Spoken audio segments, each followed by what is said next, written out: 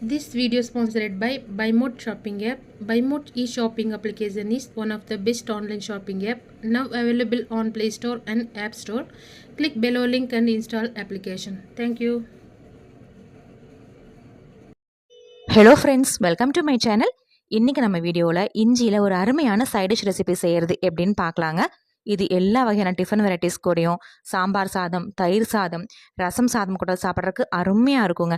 இஞ்சி பிடிக்காதுன்னு சொல்கிறவங்களுக்கு கூட நீங்கள் இந்த மாதிரி செஞ்சு கொடுத்து பாருங்கள். திரும்ப திரும்ப செய்ய சொல்லி கேட்பாங்க. இது 2-3 மாதம் ஸ்டோர் பண்ணிக்கலாம், கெட்டும் போகாது. வாங்க எப்படி பண்ணுறதுன்னு பார்க்கலாம். இன்றைக்கி ஒரு 300 கிராம் அளவுக்கு இஞ்சி எடுத்துருக்குறேங்க. இதை மண் போக நல்லா கழுவிட்டு தோல் சீவி எடுத்து வச்சுருக்கிறேன். இப்போ இந்த இஞ்சியை நீங்கள் கிரேட்டர் வச்சு நல்லா துருவியும் எடுத்துக்கலாம். இல்லை உங்கள் விருப்பத்துக்கு தகுந்த மாதிரி எந்த அளவுக்கு பொடியாக கட் பண்ண முடியுமோ அந்த அளவுக்கு பொடியாக கட் பண்ணியும் எடுத்துக்கலாங்க. இன்றைக்கி நான் இந்த இஞ்சிகளை சின்ன சின்ன துண்டுகளாக கட் பண்ணி எடுத்துக்க போகிறேன். நான் காமிச்சிருக்க மாதிரி இந்த மாதிரி மீடியம் பீசஸாக கட் பண்ணி எடுத்துக்கலாம். இப்போது கட் பண்ணி வச்ச இஞ்சி துண்டுகள் எல்லாத்தையுமே ஒரு மிக்சர் ஜாரில் சேர்த்துக்கலாங்க. இப்போ மிக்சர் ஜாரில் சேர்க்குற மாதிரி இருந்தால் மட்டும் இந்த சைஸுக்கு கட் பண்ணுங்கள். இல்லை நான் வதக்க போகிறேன் அப்படின்னா நல்லா பொடியாக கட் பண்ணிக்கோங்க, இல்லை துருவிக்கோங்க. இப்போது மீடியம் சைஸ் இஞ்சி துண்டு எல்லாத்தையும் மிக்சர் ஜாரில் சேர்த்துட்டு தண்ணி எதுவும் சேர்க்காம பல்ஸ் மோடில் 2-3 டைம் அடிச்சு எடுக்கணுங்க. பல்ஸ் மோடில் அடிச்சு எடுத்தோம்னா நம்ம கிரேட்டரில் துருவுன மாதிரியே இந்த மாதிரி கொரகொரப்பாக வரும். ரொம்ப மைய விழுதா இல்லாமல் கிரேட்டரில் துருவுன மாதிரி இந்த மாதிரி கொரகொரன்னு இருக்கும். இந்த அளவுக்கு அரைச்சி எடுத்தால் போதும். இப்போ இதை ஓரமாக எடுத்து வச்சுருவோம். அடுத்ததான் ஸ்டவ்வில் ஒரு பேன் வச்சுருக்கேங்க. பேன் நல்லா சூடானதுக்கப்புறமா அதில் பெரிய குழிக்கரண்டியில் ஒரு குழிக்கரண்டி அளவுக்கு நல்லெண்ணெய் சேர்த்துருக்குறேன். எண்ணெய் கொஞ்சம் நல்லா சூடானதுக்கப்புறமா அதில் ஒரு 1/2 டீஸ்பூன் அளவு கடுகு சேர்த்துக்கலாம். எண்ணெய் கொஞ்சம் கூடுதலாக சேர்த்துக்கோங்க, அப்போ தான் நல்லா சுவையாக இருக்கும், சீக்கிரம் கெட்டும் போகாது. கடுகு நல்லா பொரிஞ்சதுக்கப்புறமா ஒரு 10-15 வெந்தயம் சேர்த்துக்கலாம்.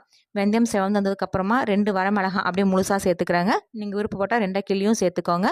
கூட 2-3 பிஞ்ச் அளவுக்கு பெருங்காயத்தூள் சேர்த்துட்டு பெருங்காயத்தூள் நல்லா பொரிஞ்சதுக்கப்புறமா இது கூட நம்ம மிக்சர் ஜாரில் கொரகொரப்பாக அரைச்சி வச்சுருந்தோம் இல்லைங்களா இஞ்சி விழுது, அது இது கூட சேர்த்துக்கலாம். இஞ்சி விழுது மட்டும்தாங்க சேர்க்கணும், தண்ணி எதுவும் சேர்க்கக்கூடாது. சேர்க்கும் போது ஃப்ளேம் நல்லா லோவில் வச்சுட்டே சேர்த்துக்கலாம். அந்த எண்ணெயில் இஞ்சி சேர்த்ததுக்கப்புறம் டக்குன்னு அடிப்பிடிக்கும். அதனால் ஃப்ளேம் நல்லா லோவில் வச்சுட்டு நம்ம அரைச்சி வச்சுருந்த இஞ்சி விழுது எல்லாத்தையுமே இது கூட சேர்த்துக்கலாங்க. சேர்த்துட்டு அடுத்தது இது கூட ஒரு கைப்பிடி அளவுக்கு கறிவேப்பிலை சேர்த்துருக்குறேன். இதெல்லாம் சேர்த்துட்டு ஃப்ளேம் நல்லா லோவில் வச்சுட்டு ஒரு 5 நிமிஷத்துக்கிட்ட இந்த இஞ்சி விழுதை அந்த நல்லெண்ணெயிலே நல்லா வதக்கி எடுத்துக்கணுங்க. நல்லா சுருளை வதங்கி வரணும், அந்தளவுக்கு நல்லா வதக்கி எடுத்துக்கலாம். ஒரு 5 நிமிஷத்துக்கிட்ட நல்லா கைவிடாமல் வதக்கி எடுத்துக்கலாங்க. ஏன்னா இஞ்சி விழுது வந்து நல்லா அடிப்பிடிக்கும். அதனால் கைவிடாமல் ஒரு 5 நிமிஷத்துக்கிட்ட நல்லா கலர் எடுத்திங்கன்னா இந்த மாதிரி நல்லா நிற மாதிரி வரும். இந்த அளவுக்கு நல்லா வதக்கி எடுத்ததுக்கப்புறமா பார்த்திங்கன்னா லைட்டாக அந்த நல்லெண்ணெய் எல்லாம் ஃபுல்லாக இழுத்துருக்கும். இஞ்சி சேர்த்துனதுக்கப்புறமா ஒரு 5 நிமிஷம் நல்லா வதக்கி விட்டதுக்கப்புறமா லைட் அப்படியே எண்ணெய் பிரிஞ்சு வரும். இந்த டைமில் இது கூட காரத்துக்காக 1 ஸ்பூன் அளவுக்கு தனி மிளகாய்த்தூள் அல்லது சாம்பார் மிளகாய்த்தூள் சேர்த்துக்கலாம். இது மிதமான காரமாக இருக்கும். உங்களுக்கு காரம் கூடுதலாக வேணும் 2 ஸ்பூன் அளவுக்கு சேர்த்துக்கோங்க.